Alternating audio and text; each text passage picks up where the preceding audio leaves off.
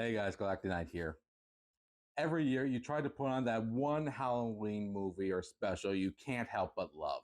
You know what I mean. The Great Pumpkin, Teddy Bear, those cheesy specials that look cheap and corny but give you the nostalgic feel for being a kid to show your kids years later. And I also watch these specials years later as a guilty pleasure. Goosebumps, Billy and Mandy, House of Villains. I try my best to watch these every year, and every year I enjoy them. So I guess for its 26th anniversary, random number, but okay, HalloweenTown. The Disney Channel original movie premiered on October 17, 1998. Critics praised this movie for its charm of its world and characters, its charm using low-budget effects. So in an age where CG has taken over cinema, does this movie hold up all these years, or is it more dated than I thought? Short answer, both. Long answer, this is HalloweenTown. As the credits roll, we come to a cul-de-sac during Halloween night as Marnie, played by Kimberly J. Brown, is arguing with her mother, played by Judith Hong, about going to a Halloween party with her friends. A grown-up. I'm certainly old enough to make my own choices. Right? Yeah, I guess so. Is there an age for that? Now that I think about it, it's kind of a gray area. It doesn't help much seeing that she has a younger brother and a sister, played by Joey Zimmerman and Emily Roeski, who either is zoned out most of the time or annoys the hell out of her. Cavities and gum disease and those masks everybody wears of these weird kind of toxic fumes inside that make your arms go limp and... Well, I bet you got beat up a lot in school, didn't you? To the film's credit, the acting in this movie isn't half bad, even for a Disney Channel movie. The kids act like the personalities, while Judith does play the protective mother dealing with the stress, while even Debbie Reynolds coming up does a good performance. But it is a Disney Channel movie, so the writing can be, oh, how should one say? Shall one say, director? Too childish, Your Majesty? Exactly. Very well put. But it works here because the kids in these movies act like kids with these personalities. Marty being the rebellious teen that feels like she doesn't fit in, Dylan being the educated and respecting and fearing his mother, and Sophie being the cute younger sister. Admit it, you would have at least been or know someone that had been one of these personalities. Also, just for fun, I'm gonna put a counter of relatable lines in this movie. Trust me, there's gonna be a lot. We then see Agatha, played by the late Debbie Reynolds, flown down from a flying bus. It was Agatha all along. There, you guys happy? The things I do for clickbait. Plus, we get a look at how uniquely cheap the movie can be. Also, seeing CG all over the place, it is good to see practical effects used in this movie. We know it's fake now, but honestly, pulling a bag on a string goes a long way. Come on, Mom. It's just one cookie. I think my niece said that to my mom once. But apparently the cookie has a mind of her own, but is stopped by the mother, and Agatha walks in. Did you bring us presents? And of course, Agatha brings over candy, decorations, and costumes to give the kids via ripping off Mary Poppins. I think I'm a big pimple. So they all sat around, had dinner, and went up to get ready for bed as Agatha tries to convince her mother to come back to her hometown, but says she wants to stay and give them a normal life. Oh, being normal is vastly overrated. Anyone that disagrees with that line is not a human being. So Agatha comes up to read them the story about HalloweenTown, where all the Halloween-themed monsters live and Halloween is always celebrated. I hear they make great Christmas parties. Look, it's Marnie. Yeah, they modeled the witch in the book after the actress playing Marty to make the scene work. But as a kid, it was a cool detail. And Agatha, being the loving grandparent, is definitely believable.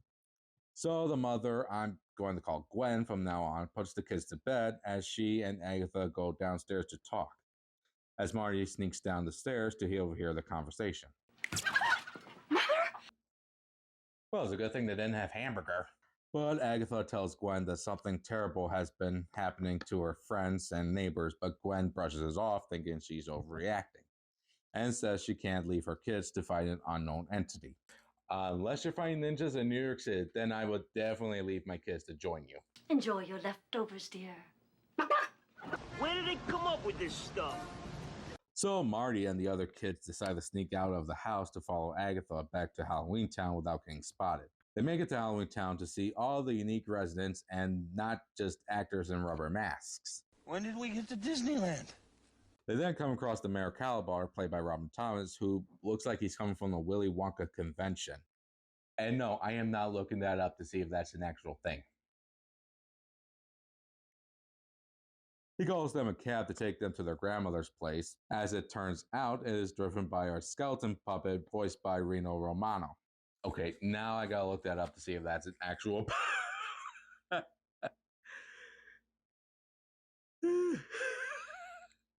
Okay, I'm gonna enjoy this. So as Benny drives them to their grandma's, they notice the local punk, Luke, played by Philip Van Dyke, that made a pact with the Shadow Creature for a makeover. This is starting to sound like a bad comic book plot. They make it to Agatha's place only for the gate to be locked, so Marty tries to activate a spell with her powers. This should be fun. But as Marty and Dylan start arguing like brother and sister, Sophie managed to open the gate by wishing that the lock was a frog.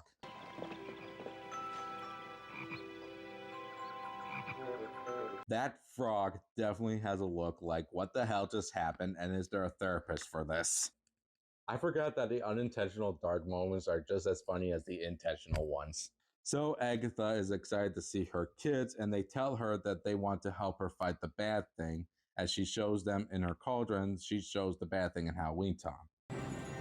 Now the glass shows me that some evil force is Shadow on the working moon here. at night, filling your dreams to the brim with fright. Sorry, I couldn't resist. And no, that is not the last Nightmare Before Christmas joke. She then pulled out her witch's brew from a witch-themed microwave. You laugh, but I've seen weirder stuff on the internet. Ugh, that's terrible. She then explains by showing them a talisman used by Merlin in the 6th century to light up and get rid of the dark energy surrounding HalloweenTown, only it works for a little bit. Rat. That's what I get for trying to use instant. So Agatha and the kids decide to go into town to get ingredients for the spell. Meanwhile, at home, Gwen is eating candy and watching TV, but then notices the kids are gone. Mother? Wait, does that count if I'm not actually a parent? And I'll keep that up. So, walking down the streets, Agatha tells how mortals got the idea of Halloween from the town and how humans and monsters had to live separately to be at peace and to start their own lives, and how their mom and dad met at a Halloween party. That and Jack Skellington hijacked Christmas, but that's another story. We then walk past a closed movie theater. Don't know if I should do a 2020 joke.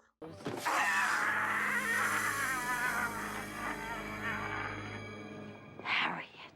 Nope, I'm good. They run into Calabar and tell him what has happened to Harriet, but he informs her to give him 2 days to handle it. And we see Marty looking at a broomstick, and hey, I didn't know Jim Carrey was in this movie. And we see Luke, and is it me or does he look and sound like a watered down Seth Green? Yeah. So Aggie flies with Marty on a broomstick. Yeah, they're flying all right. And definitely not in front of a green screen saying their dialogue with a giant fan blowing in their face in the background. And then Gwen appears, and don't ask me how she got there. I'm sure she took another bus, and everyone was shocked. And I thought you were brave. Hey, this is Mom. And Gwen forces her kids to go back home with her and grounds Marty with sad music playing in the background. Honestly, as a kid, being grounded is like the worst thing to happen to you. They then see a monster with 2 heads, but even as a kid, I knew that was just 2 guys in one suit. And this is annoying, so in short, they'll tell Gwen the bus doesn't leave until next Halloween, and they decide to go to the mayor's office for help. Hey, it's the Raven from Sleeping Beauty. Why did that make me feel empty? Someone here to see you, boss.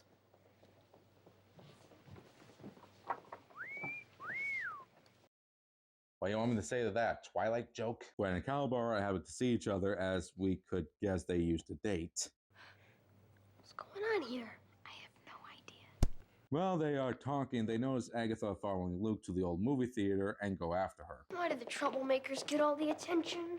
As it turns out, all the residents have been turned to lifeless mannequins and sees the Dark One responsible.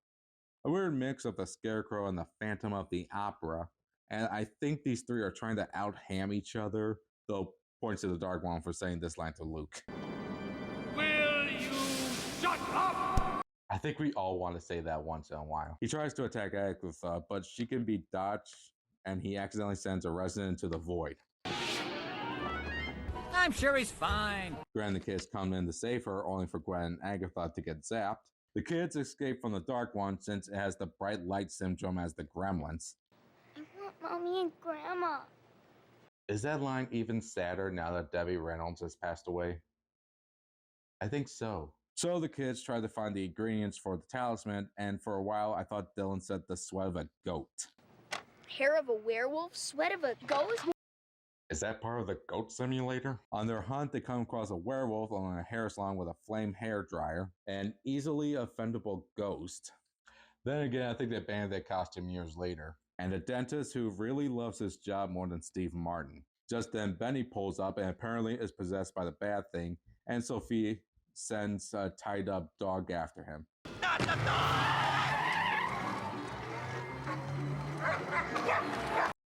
I guess he had a bone to pick with him. Boo! They manage to make it back to Agatha's house to finish making the potion, and Marty tries to remember the spell. Better march, better get there, better get going before there's no more beds. That's not a spell. But Sophie remembers the spell, and she and Marty chanted it together to get the talisman to work.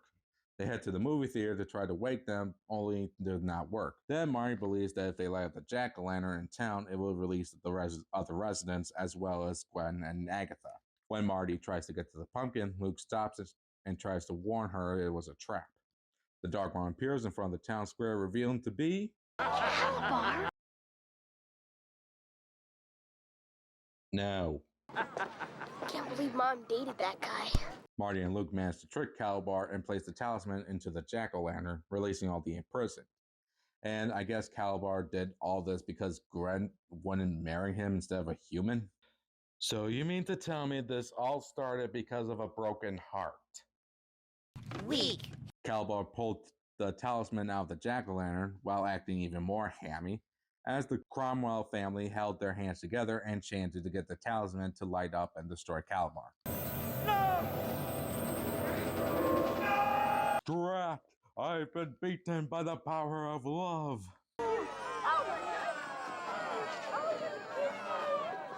Hooray! We don't have an elected official anymore. Oh, that joke's not gonna sound good right before elections. Just then, Marty checks on Luke and sees... Hi. God, you look like Ralph Bakshi's version of Sam from Lord of the Rings. So they get another bus to the mortal world, and Gwen decides to train Marty with her witchcraft and have Agatha stay with them in the mortal world. And they all wave goodbye to the residents of HalloweenTown, including Jack Skellington. So that was HalloweenTown. And after 26 years later, I still enjoyed it for what I got.